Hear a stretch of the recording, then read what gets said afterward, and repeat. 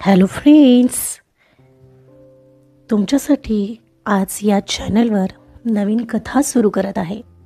चॅनलला सबस्क्राईब केलं नसेल तर आधी सबस्क्राईब करा. सुरुवात करूया आजच्या नवीन कथेला.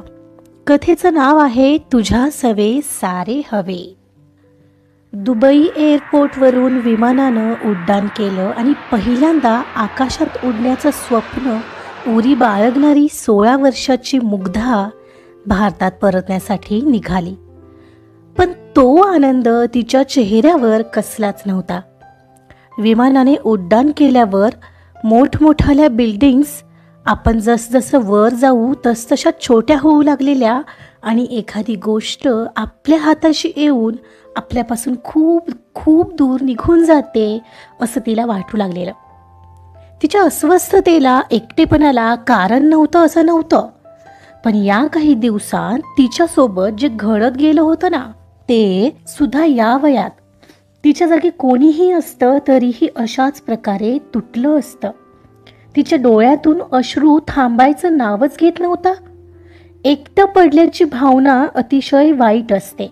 यामध्ये एखादी व्यक्ती पराकोटीच्या डिप्रेशनमध्ये जाऊ शकते जर तिला प्रॉपर आधार मिळाला नाही. पण मुग्धाचं नशीब निश्चितच चांगलं होतं.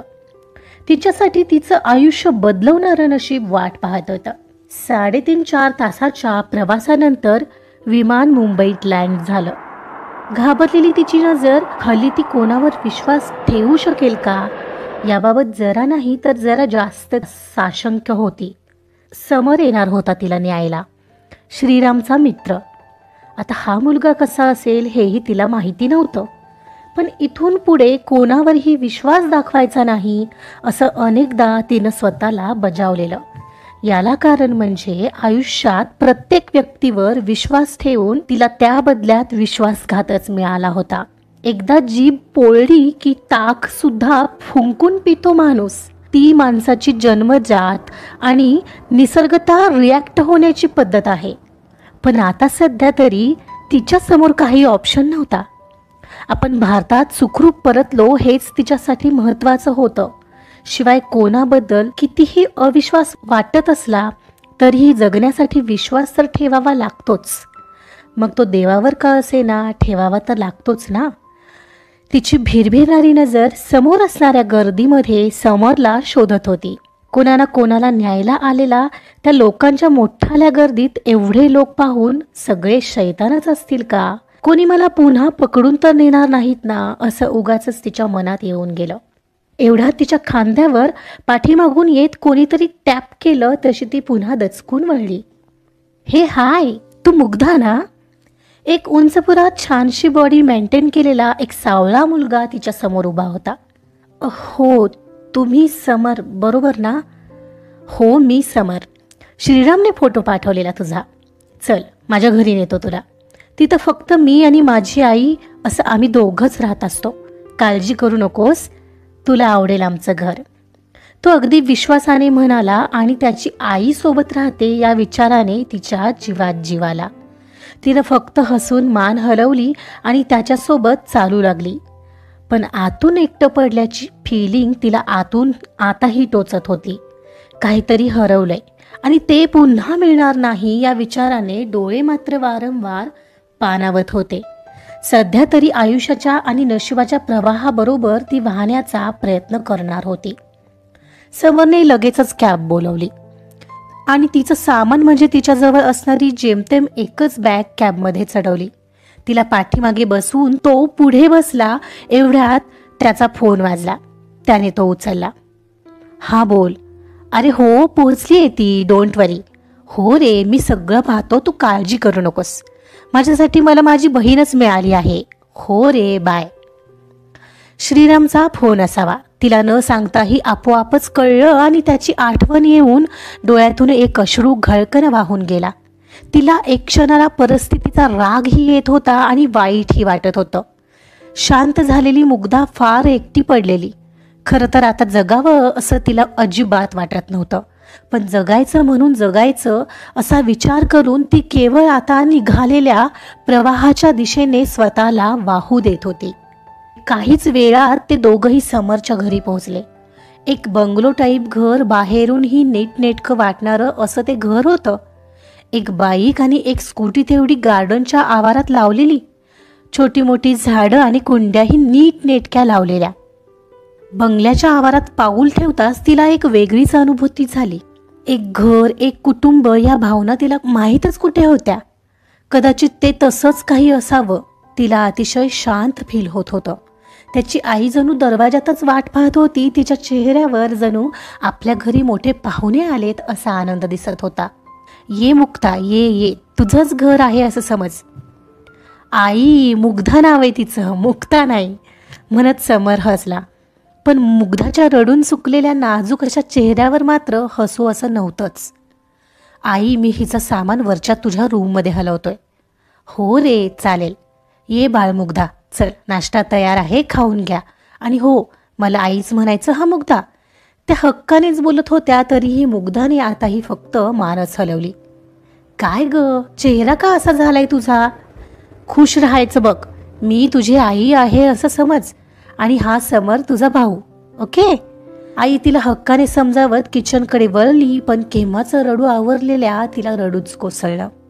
मुग्धा बाळा, काय ग, काय झालं? माझं काही चुकलं का? समरची आई तिच्याकडे येत तिला जवळ घेत आपुलकीने विचारू लागली. तिचं रडणं पाहून वरून समरही खाली आला. पण तिला कदाचित अनावर झालेलं. काय झालं आई? समरने विचारलं. काही नाही रे, मी चांगलंच समजावत होते की मला आई आणि समरला तुझा मोठा भाऊ आहे असं समज. तर रडूच लागली ही. काहीच बोलत नाहीये. ए मुग्धा, बोल ग, बोलून मोकळं व्हावं बाळा, म्हणत आई तिला मायेने गोंजारत होती. मुग्धा, काय झालं? अगं काहीतरी बोल. आमचं काही चुकलं का? समरही तिला विचारू लागला. पण तिने फक्त नाही अशीच मान हलवली. मग अशीच रडत राहणार आहेस का? मला नाही हा आवडत अशी रडणारी बहीण, समर मस्करी करत म्हणाला. ए मुग्धा, मोकळी हो ग. काही जखमा असतात, त्यांना भरायला वेळ लागतो. तेवढा वेळ तर द्यावा लागेल ना बाळा. मग सगळं ठीक होईल बघ. फक्त स्वतःला एकटंच नको समजूस, आम्ही आहोत. आई म्हणाली तशी तिने होकारार्थी मान हलवत त्याच्या आईच्या खुशीत मान खुपसली आणि स्वतःला मोकळं करू लागली. तिला वेळ लागेल रे, किती लहान पोरगी आहे ही. वाईट असतात रे लोक, जरा विचार करत नाहीत. समर, तू तोवर प्लेट घे, मी घेते नाश्ता वाढून, म्हणत आई तिच्या डोक्यावरून मायेचा हात फिरवत तशीच राहिली. तशी ती शांत होऊ लागली. काही वेळाने ती पूर्ण शांत झाल्यावर, मुग्धा, आता बरं वाटतंय ना तुला? आईनं विचारलं. तेव्हा तिने पुन्हा होकारार्थी मान हलवली. जा फ्रेश होऊन ये बाळा, मी वाढते नाश्ता. ते बघ तिकडं वॉशरूम आहे. आईने म्हणताच यावेळी मात्र ती मान हलवत फ्रेश व्हायला उठली. फ्रेश होऊन आलेली मुग्धा खरंच खूप गोड दिसत होती. पण ती आताही शांतच होती. मुग्धा, माझं ऐकायचं हा, मोठा भाऊ म्हणून सांगतोय हक्काने असं समज हवं तर. मी लवकरच तुला 10वीच्या परीक्षेला बसवणार आहे. तर पहिली तू त्या परीक्षेची तयारी कर. आईही घेईल तुझा अभ्यास. हो. मुग्धाच्या तोंडून आता कुठं उद्गार बाहेर पडला. अरे वा, बोलता येतं की तुला? मग असं बोल ग, समर मस्करीत म्हणाला. तशी ती खुदकन हसली. हे असंच हसायचं मुग्धा, फार गोड दिसतेस हा हसल्यावर. असं चांगलं नाही दिसत तोंड पाडून राहायचं. आणि इथे तुला आणले ते अगदी हक्काने हा. मी इथे नेहमी नसतो. आर्मीमध्ये असल्याने मला कधीही ड्युटीवर जावं लागतं. आता मी सुट्टीवर आहे, पण जेव्हा मी नसेन तेव्हा आईच्या सोबत राहणं, तिची काळजी घेणं हे तुझं काम असणार आहे. ही जबाबदारी मी तुला देतोय बर का. आता आपण एक फॅमिली आहोत असंच समज. अच्छा, म्हणजे तू आर्मीमध्ये आहेस? तिनं उत्सुकतेने विचारलं. हो, आणि तुलाही IPS अधिकारी बनायचंय, बनशील ना? खरं तर दादा, मला इंटरेस्टच नाहीये कशात. मला फक्त माझ्या खऱ्या आईबाबांना शोधायचंय. तू मदत करशील का प्लीज? ती खालीच पाहून म्हणाली. अगं पण श्रीराम तर म्हणाला. समर बोलून गेला. त्याचं मला माहित नाही तो तुला काय म्हणालाय, पण श्रीरामचं नाव निघताच रूडली ती पुढं काही म्हणणार त्या आतच. बरंच त्याचं सोड. मुग्धा, मला एक सांग, जी परिस्थिती तुझ्यावर आली तीच परिस्थिती अशा असंख्य मुलींवर येत असेल तर हे थांबायला नको का? विचार कर, जर तुला श्रीराम सारखा मुलगा भेटला नसता तर तू यातून कशी बाहेर पडणार होतीस? इथे भारतात तरी सुखरूप येता आलं असतं का तुला? आणि अशा असंख्य मुलींना दुबईला पाठवलं जातं, त्यांची काय चूक असते? लक्षात घे, त्या सगळ्या मुली तुझ्यासारख्या नशीबवान नसतात. कारण विचार कर, त्यांचं काय होत असेल. मग तुला नाही वाटत का की तुझ्याबाबत जे झालं तेच त्यांच्या बाबतीत नाही व्हायला हवं आणि हे थांबायला हवं? हो, पण यात मी काय करू शकते? ती आता समरकडे पाहत उत्तरली. मुग्धा, अगं तू बरंच काही करू शकते. IPS अधिकारी झालीस तर तू त्या शेकडो मुलींना वाचवू शकतेस, त्यांना त्यांच्या आईबाबांपर्यंत सुखरूप पोहोचवू शकतेस, सोबत तुझ्या आईबाबांनाही शोधू शकतेस. खरंच मला माझ्या आईबाबांना शोधता येईल? हो मुग्धा, पण अखेर हे तुला करायचं असेल तर. मुग्धा, आमच्या घरी आणलं म्हणून मी तुला कोणत्याही गोष्टीची जबरदस्ती नाही करणार आहे. कारण तुला हे करावं असं कितपत वाटतं त्यावर सगळं अवलंबून आहे. आणि तुला करायचं असेल तर माझा तुला फुल सपोर्ट असेल. कसं असतं, आपण घोड्याला पाण्यापर्यंत नेऊ शकतो, पण पाणी प्यायचं का नाही हे तोच ठरवतो, नाही का? मुग्धानं मान हलवली. बघ, सांग आजचा दिवस यावर विचार कर आणि सांग मला, म्हणजे त्या दृष्टीने मी तुला माझ्याकडून जे काही माहिती लागेल ती देईन. आई प्रोफेसर होती माझी कॉलेजवर, सो तुला तीही हवी ती मदत करेल. ओके. हो, बरोबर बोलतोय समर. मलाही वाटतं आयुष्यात एखादं ध्येयही हवंच. आणि आपण त्या दुःखातून जातो ना, तेव्हा त्याची तीव्रता आपल्याला जास्ती कळते. तुला हे मी वेगळं सांगायला नको, ऐक त्याचं. पण जर तुला वाटत असेल तर माझ्याकडूनही तुला कसलीही जबरदस्ती नाही, आणि ते नंतर बघू. नाश्ता करून घे बरं आधी, आई हसत म्हणाली. हो. किंचित स्माईल करत ती नाश्ता करू लागली. मुग्धाचं मन तिथलं वातावरण पाहून हळूहळू पागळत होतं. खरंच खूप केअरिंग होते ते दोघंही, पण तिला वेळ हवा होता. ती नाश्ता करू लागली. समरची आई अधूनमधून तिच्या जवळ यायची, आग्रहाने वाढायची आणि प्रत्येक वेळी डोक्यावरून हातही फिरवायची. ज्या प्रेमाची तिला आत्ता खरंच गरज होती.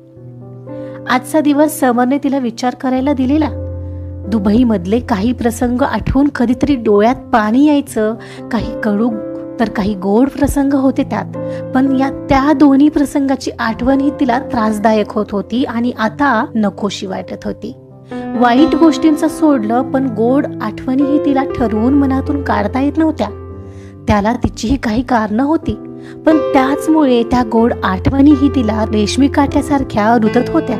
त्यात समरकडून आज नवीनच तिला समजलेलं, तिच्यासारख्या अशा आणखी कित्येक मुलींना तिथं विकलं जातं. बाप रे, काय होत असेल त्यांचं?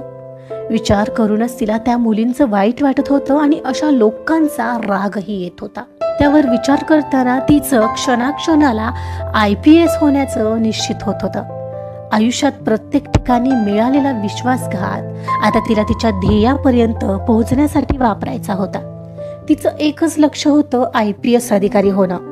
वारंवार मनावर झालेल्या यातनांना आता ती याचसाठी ढाल बनवणार होती.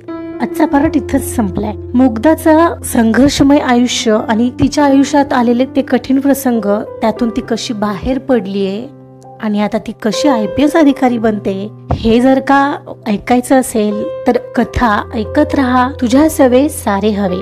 कथा आवडत असेल तर लाईक करा, सबस्क्राईब करा आणि शेअर सुद्धा करा. Thank you so much.